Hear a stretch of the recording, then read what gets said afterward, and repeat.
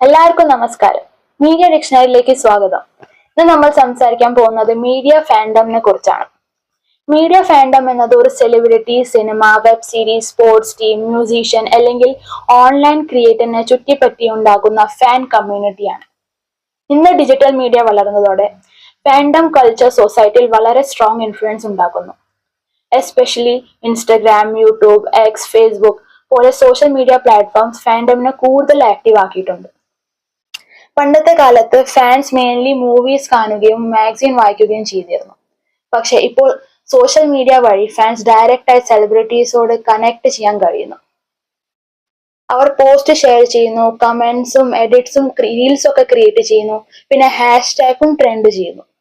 ഇത് ഫാൻഡമിനെ ഒരു online community ആയി മാറ്റി. ഉദാഹരണത്തിന്, ഒരു മൂവി റിലീസ് ആകുമ്പോൾ fans first day celebration videos ഒക്കെ ഷെയർ ചെയ്യുന്നു. ചിലർ ഫാൻ പേജസ് ക്രിയേറ്റ് ചെയ്ത് അപ്ഡേറ്റ്സ് പോസ്റ്റ് ഒക്കെ ഷെയർ ചെയ്യുന്നു. അതുപോലെ തന്നെ മ്യൂസിക് ബാൻഡ്സിനും K-pop ഗ്രൂപ്പ്സിനും സ്പോർട്സ് ടീംസിനും വേൾഡ് വൈഡ് ഫാൻഡംസ് ഉണ്ട്. ഈ കമ്മ്യൂണിറ്റി സെയിം ഇൻട്രസ്റ്റ് ഉള്ള ആളുകളെ കണക്ട് ചെയ്യാൻ സഹായിക്കുന്നു. മീഡിയ ഫാൻഡമിന് പല പോസിറ്റീവ് സൈഡ്സ് ഉണ്ട്. അതായത് ഇത് ആൾക്കാരെ എന്റർടൈൻമെന്റ് വഴി ഇമോഷണലി കണക്ട് ചെയ്യുന്നു. ഫാൻസ് ഫ്രണ്ട്ഷിപ്പ് ഉണ്ടാക്കുന്നു, ഐഡിയ ഷെയർ ചെയ്യുന്നു, ഡിസ്കഷൻ നടത്തുന്നു. പിന്നെ രണ്ടാമത്തേതാണ് പോസിറ്റീവ് സൈഡ്, ക്രിയേറ്റിവിറ്റിയാണ്. Fans fan art, memes, edit videos എന്നിവ ക്രിയേറ്റ് ചെയ്ത് അവരുടെ ടാലന്റ് എക്സ്പ്രസ് ചെയ്യുന്നു. ഇന്ന് പല ക്രിയേറ്റേഴ്സും ഫാൻഡം സപ്പോർട്ട് കൊണ്ട് ഫേമസ് ആയിട്ടുണ്ട്. മീഡിയ ഇൻഡസ്ട്രീക്കും ഫാൻഡം വളരെ ഇമ്പോർട്ടന്റ് ആണ്. ഒരു സെലിബ്രിറ്റി അല്ലെങ്കിൽ മൂവി പോപ്പുലർ ആകാൻ ഫാൻസിന്റെ സപ്പോർട്ട് വലിയ റോൾ പ്ലേ ചെയ്യുന്നു. പ്രൊഡ്യൂസേഴ്സും ബ്രാൻഡ്സും ഫാൻഡമിന്റെ പവർ മാർക്കറ്റിംഗിനും യൂസ് ചെയ്യാറുണ്ട്. ചില കമ്പനീസ് സെലിബ്രിറ്റീസോടെ ഫാൻഡം ടാർഗറ്റ് ചെയ്ത് അഡ്വർടൈസ്മെന്റ് ക്രിയേറ്റ് ചെയ്യുന്നു. കാരണം ഫാൻസ് ഈസിലി ഇൻഫ്ലുവൻസ് ആകുമെന്ന് അവർ വിചാരിക്കുന്നു. പക്ഷെ മീഡിയ ഫാൻഡമിന്റെ നെഗറ്റീവ് സൈഡ്സും ഉണ്ട്. ചില സമയങ്ങളിൽ ഫാൻസ് ഓവർ ഇമോഷണൽ ആയി ടോക്സിക് ബിഹേവിയർ കാണിക്കാറുണ്ട്. സോഷ്യൽ മീഡിയയിൽ fan wars, trolling, hate comments എന്നിവ കോമൺ ആണ്.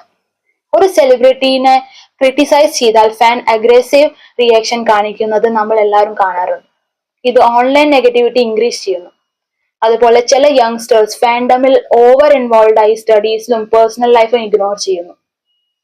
സെലിബ്രിറ്റീസുടെ ലൈഫിനെ ഓവർ ഫോളോ ചെയ്യുന്നത് അൺഹെൽത്തി അറ്റാച്ച്മെന്റ് ഉണ്ടാക്കാൻ ചാൻസസ് ഉണ്ട്. അതുകൊണ്ട് ഫാൻഡം ഹെൽത്തി ലിമിറ്റിൽ എൻജോയ് ചെയ്യുന്നത് വളരെ ഇമ്പോർട്ടന്റ് ആണ്. ഓവറോൾ ആയി പറഞ്ഞാൽ മീഡിയ ഫാൻഡം മോഡേൺ ഡിജിറ്റൽ കൾച്ചറിന്റെ ഒരു ഇമ്പോർട്ടന്റ് ഭാഗമാണ്. ഇത് എന്റർടൈൻമെന്റിനെ സപ്പോർട്ട് ചെയ്യുകയും ആൾക്കാരെ കണക്ട് ചെയ്യുകയും ക്രിയേറ്റിവിറ്റി പ്രൊമോട്ട് ചെയ്യുകയും ചെയ്യുന്നു. പക്ഷെ റെസ്പോൺസിബിൾ ആയി ബാലൻസ് മെയിൻറ്റെയിൻ ചെയ്ത് ഫാൻഡം എൻജോയ് ചെയ്യുക എന്നത് വളരെ ഇമ്പോർട്ടന്റ് ആണ്. ഇതിനെക്കുറിച്ച് നിങ്ങളുടെ അഭിപ്രായം എന്താണെന്ന് തീർച്ചയായും അറിയിക്കുക. നന്ദി, നമസ്കാരം.